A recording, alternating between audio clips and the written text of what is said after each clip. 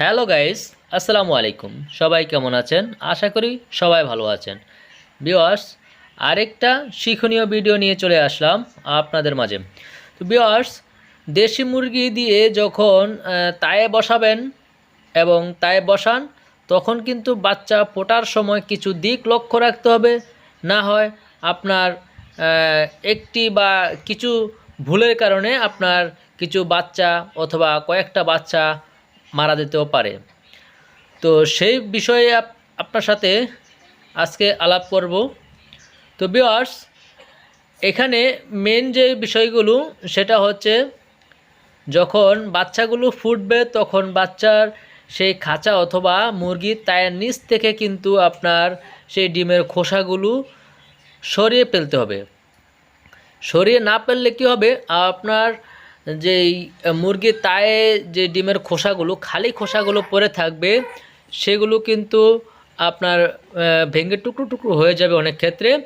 তো অন্য যে ডিমটা ফুটতেছে বা অন্য যেই ডিমটার ভিতরে বাচ্চা ডিমের খোসাগুলো আঘাত করে বের হয়ে আসার চেষ্টা করবে, তখন ওই ছিদ্রের মাঝে যদি আপনার ছোট ছোট টুকরাগুলো যায় ওই বাচ্চার চোখে বা শরীরে আঘাত করে, তখন সে বাচ্চাটা কিন্তু রক্তাক্ত হয়ে মারা যাবে আর ডিম থেকে সে বেরিয়ে আসবে না। তো এটা মূলত অনেক বড় ধরনের মারাত্মক ভুল হয়ে যাবে। তো অনেকে আমরা কি করি বা অনেক ক্ষেত্রে হয়ে যায় কি, যে বাচ্চাগুলো সবগুলো নিজে নিজে বের হয়ে আসবে, তখন আমি ডিমের খোসা থাকবে খাঁচায়, আমি বাচ্চাগুলো নিয়ে চলে আসব বাচ্চার মা সহকারে। কিন্তু না, একটা জিনিস আপনি যেহেতু শখ করে লালন পালন করবেন, সেদিকেও আপনার লক্ষ্য রাখতে হবে যে কোন কোন বিষয়ে আমার ক্ষতি হচ্ছে, কোন কোন বিষয়ে আমার লক্ষ্য রাখতে হবে।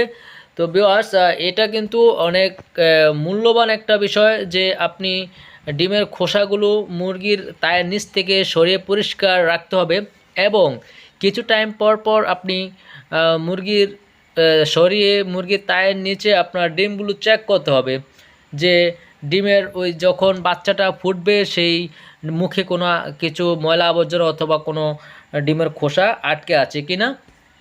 তো আমি আবার কিছুক্ষণ পরে, প্রায় 1-1.5 ঘন্টা পরে আবার চেক করলাম বা করতেছি। এখন দেখুন এখন কিন্তু আরেকটি বাচ্চা ফুটে গেছে, আর একটি বাচ্চা কিন্তু আছে আমার এখানে মাত্র। মাশাআল্লাহ, আমার এখানে 10 পিস বাচ্চা অলরেডি ফুটে গেছে আর 1 পিস আছে।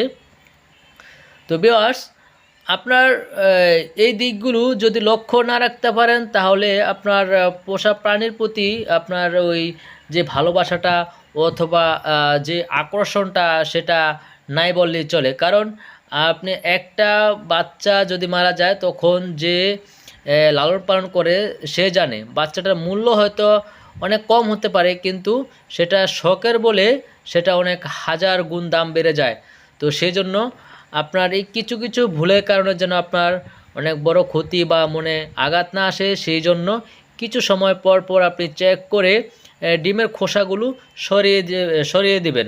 তাহলে আপনার বাচ্চাগুলো সুস্থ থাকবে এবং অন্য বাচ্চাটাও বের হতে সুবিধা পাবে। আর আমার এখানে 18 পিস বাচ্চা বসিয়েছিলাম।